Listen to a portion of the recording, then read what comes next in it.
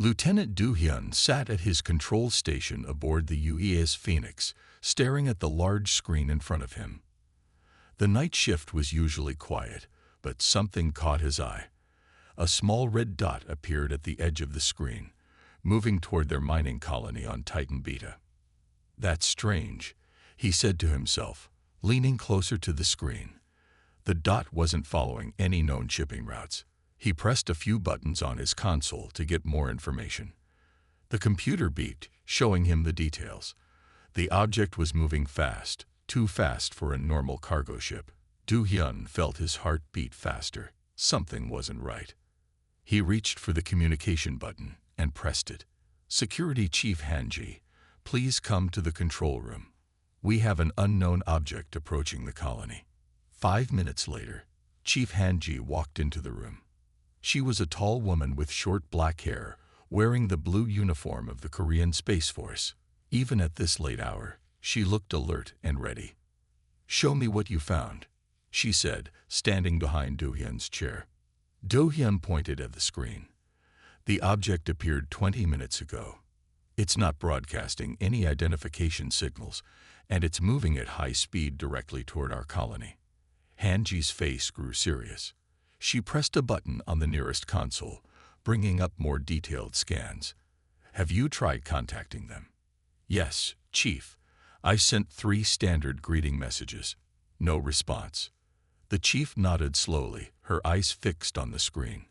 "Wake up Captain Sunmai. Tell her we might have a situation." Do-hyun sent the message to the captain, while Han-ji studied the scans. The room was quiet except for the soft beeping of the computers. 10 minutes later, Captain Sunmai entered the control room. Her uniform looked slightly wrinkled, but her eyes were sharp and focused. "Report," she said. Han-ji showed her the scans. "Unknown vessel, no identification, no response to communications. It will reach our colony in approximately 3 hours if it maintains its current speed." The captain looked at the data carefully. "Du-hyun, send an alert to all security stations. Han-ji, start emergency protocols. I want everyone ready in case this turns bad." Do-hyun's fingers moved quickly over his console, sending alerts throughout the colony. Red warning lights began flashing in the corridors, and a calm voice announced over the speakers, "All security personnel report to your stations. This is not a drill." The colony slowly came alive. People rushed through the corridors, heading to their assigned positions. In the residential areas, civilians woke up to the sound of the alerts, looking worried but remaining calm as they had practiced in drills. "Second object detected." Du-hyun called out suddenly. Everyone turned to look at his screen. Another red dot had appeared, following the same path as the first. "Size comparison?" Han-ji asked, leaning over his shoulder. "The second object is much smaller," Du-hyun replied. "About the size of a small shuttle." Captain Sunmai walked to the main communication console. "This is Captain Sunmai of the Korean mining colony Titan Beta. Unknown vessels, identify yourselves immediately, or we will consider your approach an act of aggression." They waited, watching the screen. The objects kept moving toward them. Still no response. Du-hyun said after a minute, "Launch the defense drones," Captain Sunmai ordered. "Keep them at a safe distance but ready to act." Han-ji pressed several buttons on her console. Outside the colony, small defensive drones emerged from their storage bays, their engines glowing blue in the darkness of space. "All stations report ready," Du-hyun announced, reading the updates on his screen. Captain Sunmai nodded. "Now we wait. Du-hyun, keep trying to contact them. Han-ji, prepare evacuation protocols just in case. Whatever these vessels are, they're not here for a friendly visit." The 3 officers stood watching the screen as the red dots grew slowly larger. The mining colony, home to over 3,000 people, waited in tense silence for whatever was coming their way. The unknown vessels continued their approach to Titan Beta colony. Officer Jae-ho arrived at the control room, carrying several data tablets. His face showed concern as he handed one to Captain Sunmai. "Captain, I found something in our security database," he said. 3 mining colonies in the outer sectors were attacked last month. The attack pattern matches our current situation. Captain Sunmai read the report quickly. Similar vessels. Yes, Captain. They appeared suddenly, refused communication, and then Jaiho paused. The colonies were destroyed. No survivors. The room grew quiet. Du Hyun checked his screen again. The vessels were now close enough for detailed scans. Captain, he called out. The larger vessel is heavily armed. I can detect multiple weapon systems, all powered up and ready. Suddenly, the communication system crackled to life. A deep, rough voice filled the control room. Mining Colony Titan Beta. This is Commander Krav of the Ravager Fleet. Prepare to surrender your facility. Captain Sunmei straightened her uniform and pressed the response button. This is Captain Sunmei. You are in Korean Space Force territory. Leave immediately, or we will defend ourselves. A harsh laugh came through the speakers. Your weapons cannot harm our ships. We have destroyed many colonies before yours. Surrender now, and we will allow your people to evacuate. Security Chief Hanji moved to another console and began typing quickly. Captain, I'm analyzing their weapon signatures. They're using technology we've never seen before. The Ravager commander spoke again. You have 6 hours to evacuate. After that, we will take what we want and destroy what remains. Do-hyun watched as more data appeared on his screen. The smaller vessel was carrying something strange. The energy readings were off the charts. Captain, he said, his voice tense. The second vessel is carrying some kind of bomb. The power readings are enormous. Officer Jaiho worked at his station, searching through more data. Found something else. These Ravagers, they're pirates. They steal advanced technology and resources, then destroy all evidence of their attacks. Captain Sunmei walked to the center of the control room. Hanji, what's the status of our defenses? Defense drones are in position. Colony shields are at maximum power. But if these readings are correct, their weapons could break through our shields in minutes. The captain turned to Jaiho. Contact Korean Space Force Command. Request immediate assistance. Jaiho shook his head. They're jamming our long-range communications. We're on our own. Do-hyun studied the bomb readings more carefully. Something about them seemed familiar, but he couldn't place it. He sent the data to engineering specialist Yoon-suk for analysis. Everyone, Captain Sunmei addressed her crew. We have 3,000 civilians in this colony. Evacuation would take at least 12 hours. We don't have that much time. What are your orders, Captain? Hanji asked. We fight. Start moving all civilians to the inner sections of the colony. Power up our weapon systems. If they want this colony, they'll have to fight for it. The crew moved with renewed purpose. Do-hyun coordinated with other stations, preparing defense plans. Outside, the Ravager ships moved into attack positions. Message from engineering, Do-hyun announced. Yoon-suk says there's something unusual about the bomb. He needs more time to analyze it. Time is something we don't have much of, Captain Sunmei said. She looked at the main screen, where the Ravager ships loomed large. But maybe we can buy some. Do-hyun, tell Yoon-suk he has 1 hour. Hanji, prepare our defense drones for harassment tactics. Let's keep those ships busy while we figure out what we're dealing with. The colony's warning sirens echoed through the corridors as civilians moved to secure areas. In space, the defense drones began their carefully planned maneuvers, darting around the Ravager ships like angry insects. The battle for Titan Beta was about to begin. The Ravager ships stayed just outside the colony's defensive range. Their dark hulls reflected no light, making them look like holes in space. Inside the colony's control room, Captain Sunmai watched the main screen with growing concern. Show me the bomb analysis again, she ordered.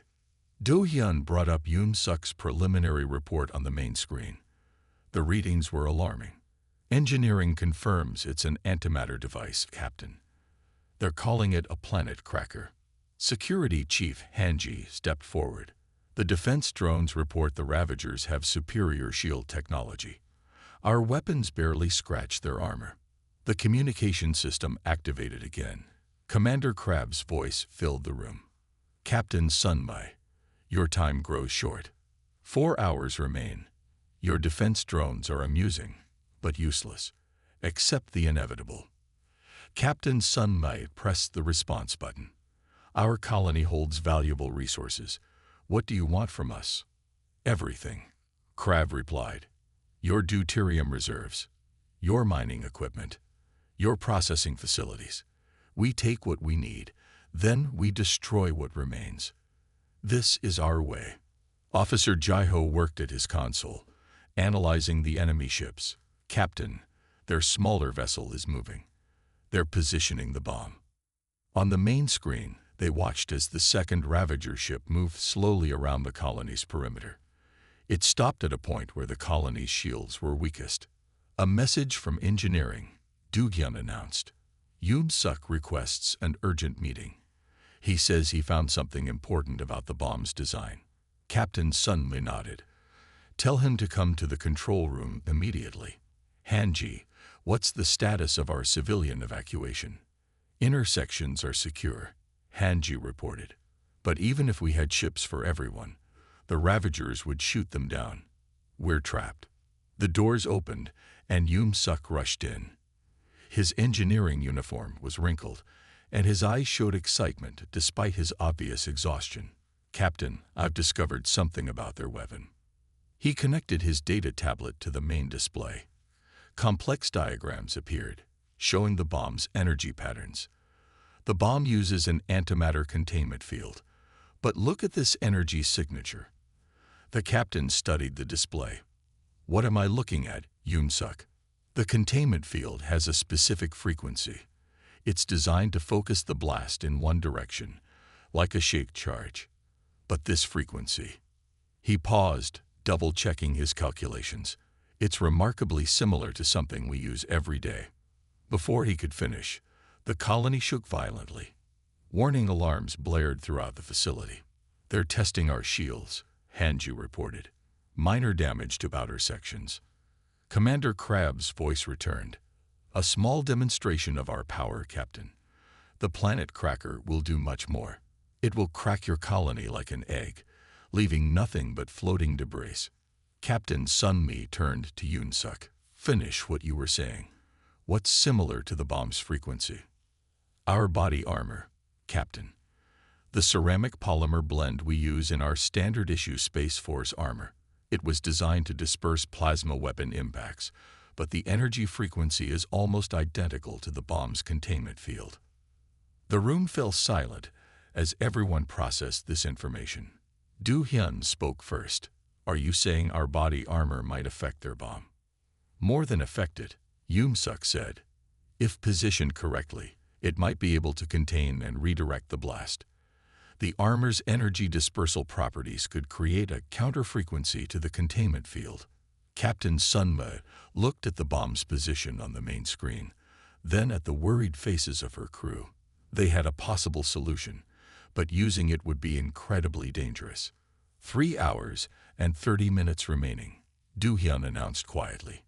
The captain made her decision. Yoon-suk, I want every detail about how this could work. Hanji, gather all available sets of body armor. We're not surrendering this colony, and we're not running away. We're going to fight back, with our own technology. Outside, the Ravager ships waited in the darkness, unaware that their greatest weapon might be defeated by simple human body armor. Engineering specialist Yoon-suk worked quickly in his laboratory, surrounded by pieces of body armor and complex scanning equipment. 3 screens displayed different aspects of the bomb's energy signature. Captain Sunmai and Lieutenant Do-hyun stood nearby, watching him work. Look at this, Yoon-suk said, pointing to one of the screens. He placed a piece of body armor under a scanner. The display showed waves of energy moving through the armor's special material. Our armor doesn't just block energy, it redirects it. Do-hyun stepped closer to the screen, like water flowing around a rock. Exactly, Yoon-suk nodded. Now look at the bomb's containment field. He brought up another image. The antimatter is held in place by an energy field. If this field breaks, the bomb explodes.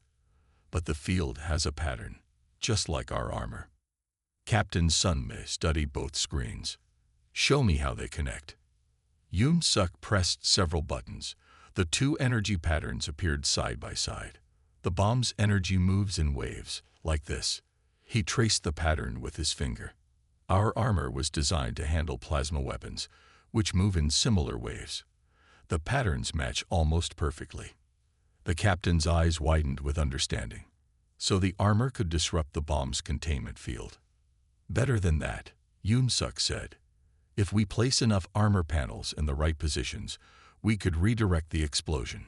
Instead of destroying the colony, most of the blast would go into space. The laboratory door opened, and Security Chief Han-ji entered. We've collected all available sets of body armor. 32 complete sets. How many do we need? Captain Sunmi asked Yoon-suk. The engineer ran some quick calculations on his tablet. 4 sets minimum. We need to create a cone shape around the bomb's critical points. The armor panels must be exactly positioned, or it won't work.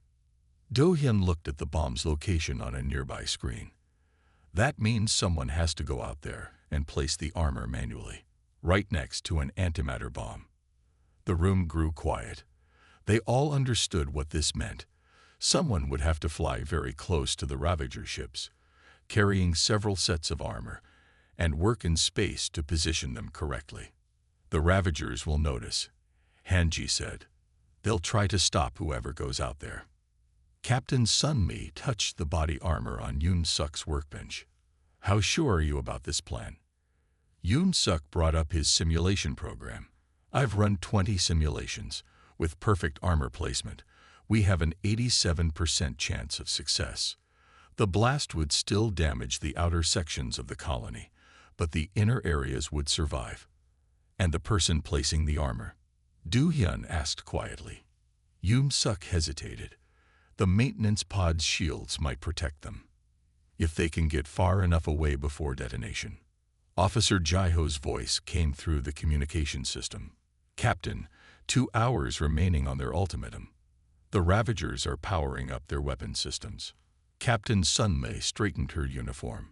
Yoon-suk prepared detailed instructions for armor placement. Han-ji, get our fastest maintenance pod ready. We need a volunteer who knows zero-gravity operations and can work quickly under pressure. Do-hyun stepped forward. Captain, I have the highest zero certification scores in the colony. I've done complex repairs outside the hull before. I should go. The captain looked at him for a long moment. They could hear the colony's warning systems in the background, reminding everyone of the danger they faced. Are you sure, Lieutenant?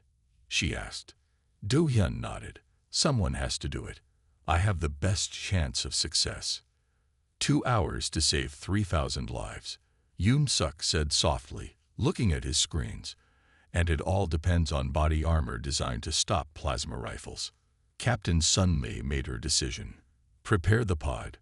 Do-hyun, you have 1 hour to learn everything about proper armor placement. After that, you go out there and make history. In the preparation chamber adjacent to the airlock, Lieutenant Do-hyun stood motionless as technicians secured his spacesuit. Each seal and connection required triple verification. There would be no room for error during this mission. Engineering specialist Yoon-suk supervised the process personally.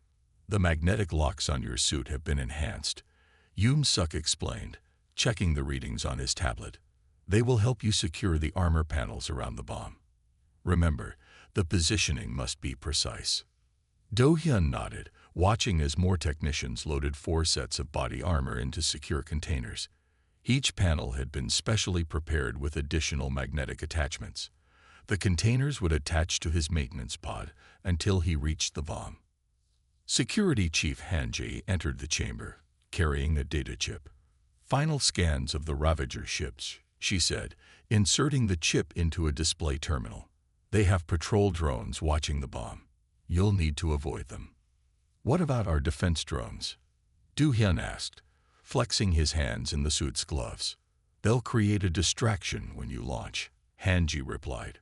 "But we can't draw too much attention, or the Ravagers might detonate the bomb early." Captain Sun's voice came through the chamber's communication system. 1 hour and 15 minutes remaining. Status report. Final preparation phase. Yoon-suk answered. Lieutenant Do-hyun will be ready for launch in 10 minutes. The technicians finished their work and stepped back. Do-hyun moved carefully, testing the suit's mobility. Years of training had prepared him for spacewalks, but nothing had prepared him for a mission like this. Officer Jae-ho entered with a portable hologram projector. "One last review of the approach path," he said. Activating the device, a three-dimensional map appeared, showing the colony, the Ravager ships, and the bomb's location. The dotted line marked Do-hyun's planned route. "The pod stealth systems will help," Jae-ho continued. "But you'll be visible once you start placing the armor. Work fast." Do-hyun studied the hologram carefully. "How long do I have once I reach the bomb?" 8 minutes maximum, Yoon-suk answered. "After that, the risk of early detonation becomes too high." Captain Sunmai entered the chamber. Everyone stood straighter in her presence. She walked directly to Do-hyun. "Lieutenant," she said, her voice firm but concerned. "This mission is completely voluntary. You can still withdraw." Do-hyun shook his head. "No, Captain. I've studied the plans. I know what needs to be done." He paused, looking at the armor containers. "Besides, someone needs to show these Ravagers that humans aren't easy targets." The captain nodded slowly. "The maintenance pod is ready. Your pod's communication system will remain linked to the control room. We'll guide you as much as we can."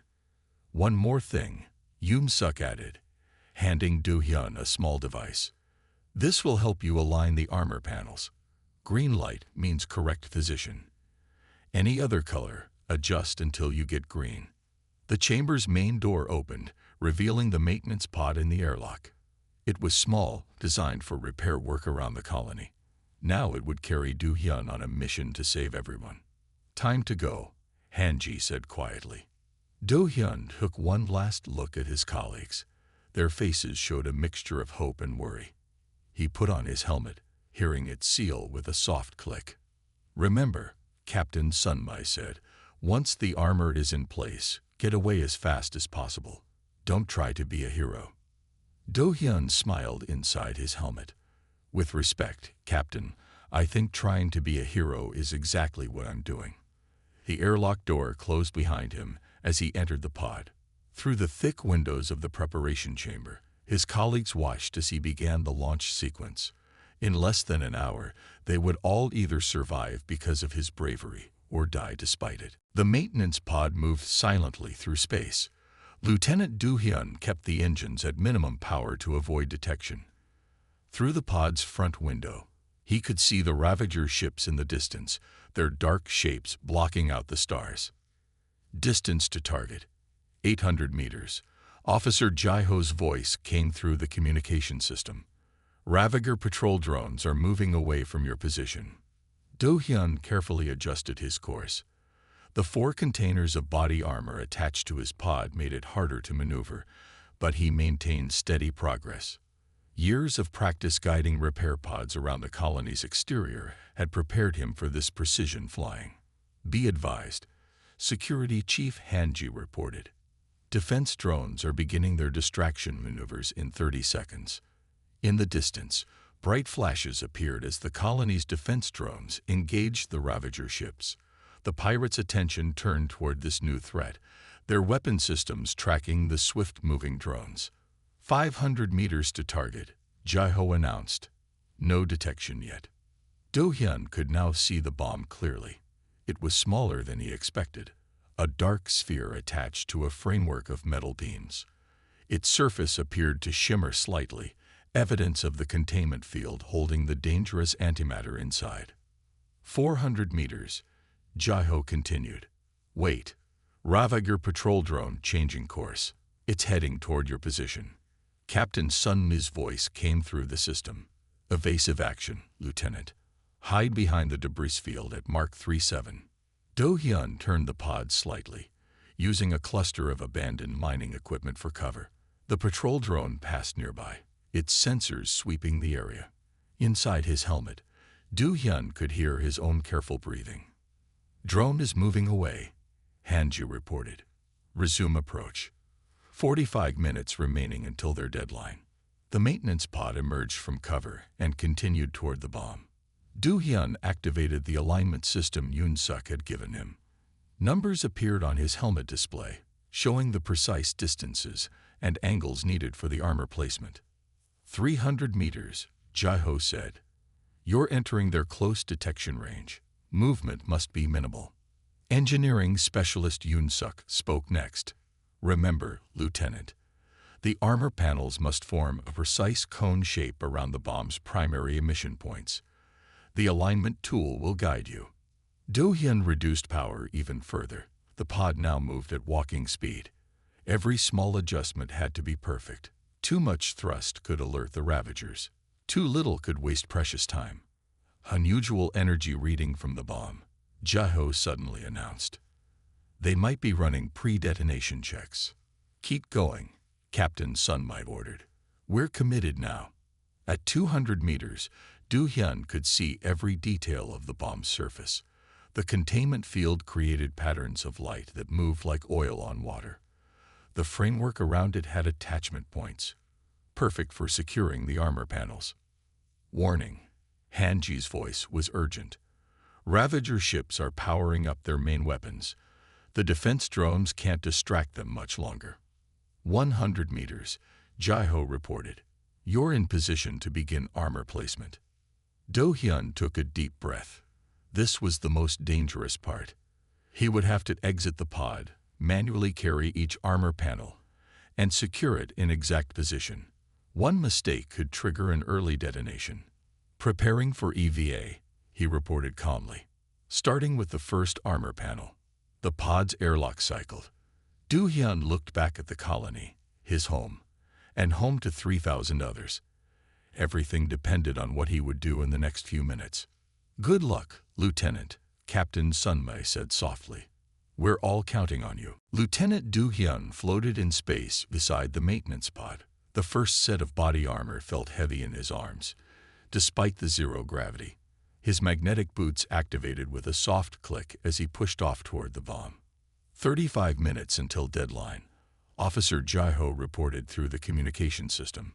"First armor panel needs to be on the northern access point." Do-hyun moved carefully, watching the alignment tools display inside his helmet. The bomb's containment field hummed softly, sending vibrations through his suit. He positioned the first armor panel, checking the indicator light. "Yellow," he reported, adjusting position. He moved the panel slightly. The light turned green. The magnetic locks engaged automatically, securing the armor in place. 1 down, 3 to go. "Ravager ships are showing increased energy signatures," Security Chief Han-ji warned. "They might have detected the armor." Do-hyun was already moving back to the pod for the second panel. His movements were precise, each action carefully planned to save time. The second panel was heavier, designed to cover the bomb's main emission port. 28 minutes remaining, Jae-ho announced. "Second panel needs to be at exactly 45 degrees to the first." As Do-hyun positioned the second panel, Commander Crab's voice suddenly filled all communication channels. "What are you doing to our device? Stop immediately." "They've spotted you," Captain Sunmi said urgently. "Work faster, Lieutenant." The second panel locked into place. Green light confirmed proper positioning. Do-hyun pushed off toward the pod again, his heart racing but his movements still controlled. "Warning," Han-ji called out. "Enemy ships launching interceptors. Multiple hostiles approaching your position." Do-hyun grabbed the third armor panel. Through his faceplate, he could see small ships launching from the Ravager vessels, their engines glowing bright against the darkness. "Activating defensive measures," Captain Sunmi announced. The colony's remaining defense drones moved to intercept the approaching ships, buying precious time. The third panel was the trickiest. It needed to overlap with the first two, creating a precise angle to redirect the blast. Do-hyun's hands remained steady as he worked, ignoring the growing chaos around him. 15 minutes to deadline, Jae-ho reported. But the bomb's energy readings are spiking. They might detonate early. The alignment tool showed yellow. Do-hyun adjusted the panel carefully, fighting against the vibrations from nearby weapons fire. Finally, green light. The third panel locked in place. Multiple hostile ships approaching, Hanji warned. Less than 1 minute until they reach your position. Do-hyun moved as fast as he dared toward the final panel. His oxygen levels were good, but time was running out. The last panel would complete the protective cone, theoretically redirecting the blast away from the colony. Energy spike detected. Yoon-suk's voice was alarmed. They're initiating detonation sequence. Get out of there, Lieutenant, Captain Sunmi ordered. Leave the last panel. Do-hyun had already reached the bomb with the final piece of armor. Negative, Captain. Almost done. Panel showing yellow alignment. The bomb's surface was now pulsing with bright patterns. The containment field fluctuated visibly, signs of imminent detonation. Do-hyun made one final adjustment. Green light, he reported calmly. All panels in position. 10 seconds to detonation. Yoon-suk shouted, "Get to minimum safe distance." Do-hyun pushed off from the bomb, aiming for his pod. The space around him lit up with weapons fire as Ravager ships closed in. He had traveled less than 50 meters when the containment field began to collapse. The last thing he saw was a brilliant flash of light, brighter than any star. The explosion lit up space like a new sun. Inside the colony's control room, all screens went white from the intense light. Everyone held their breath, waiting to see if their plan had worked, if their home would survive. Radiation shields at maximum. Security Chief Hanji reported, her voice steady despite the tension. Outer hull sensors are offline. Engineering specialist Yoon-suk worked frantically at his console, analyzing the data that still came through. The armor is working. The blast is being redirected, just as we calculated. The light began to fade. Through the control room windows, they could see the explosion forming a cone shape, exactly as planned. Most of the destructive force shot harmlessly into space, away from the colony. Damage report, Captain Sunmi ordered, her eyes fixed on the main screen. Outer sections showing minor damage, Officer Jae-ho responded. But the main structure is holding. The inner sections are completely safe. He paused, checking more readings. The Ravager ships, they're retreating. Their interceptors were caught in the blast. What about Lieutenant Do-hyun? Captain Sunmi asked quietly. Hanji adjusted her sensors, searching the area where the maintenance pod had last been seen. The explosion had scattered debris everywhere, making it difficult to find anything small. Wait, she said suddenly. I'm picking up a signal. It's faint, but it matches Do-hyun's suit beacon. Captain Sunmi immediately activated the communication system. Lieutenant Do-hyun, do you copy? For several long seconds, there was only static. Then, weakly, Do-hyun's voice came through. Copy. Pod damaged. Systems failing. But I'm alive. Launch rescue shuttle immediately, Captain Sunmi ordered. Medical team on standby. The rescue operation moved quickly. They found Do-hyun's maintenance pod tumbling slowly through space, its hull scorched but largely intact. The pod's small size and quick acceleration had helped it escape the worst of the blast. The armor panels they had placed had done their job, directing most of the explosion away from both the colony and Do-hyun. 3 days later, in the colony's main meeting hall, Captain Sunmi stood before the assembled crew and civilians. Lieutenant Do-hyun sat in the front row, his arm in a sling but otherwise recovered. Today, we gather to celebrate not just our survival, but a remarkable achievement, she began. The Ravagers thought their advanced technology made them invincible. They thought their antimatter bomb would destroy us as it destroyed other colonies. They were wrong. She gestured to Do-hyun to join her at the podium. Lieutenant Do-hyun showed us that courage and ingenuity can overcome any threat. Using nothing more than standard-issue body armor, we defeated a weapon that was supposed to be unstoppable. The hall erupted in applause. Do-hyun stood straight, his face serious but proud. The Korean Space Force has already begun studying the data from our experience. Captain Sunmei continued. New defensive systems based on our body armor design are being developed. The Ravager's weapon has become their greatest failure and our greatest advancement. As the ceremony concluded, Do-hyun walked to one of the colony's observation windows. He could see repair crews working on the outer hull, fixing the minor damage from the blast.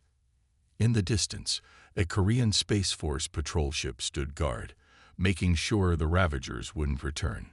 Lieutenant Yoon-suk approached him, holding a tablet. Command wants us to help develop the new defense systems. They're calling it the Do-hyun Protocol. Do-hyun smiled slightly. I just did what anyone would do. Used what we had to solve the problem. That's exactly the point, Yoon-suk replied. We didn't need exotic weapons or advanced alien technology. Human ingenuity and simple body armor saved us all. The colony continued its work, stronger than before. The story of how a single human in a maintenance pod, armed with nothing but body armor, had defeated an antimatter bomb spread throughout human space. It served as a reminder that sometimes the simplest solutions could overcome the greatest challenges.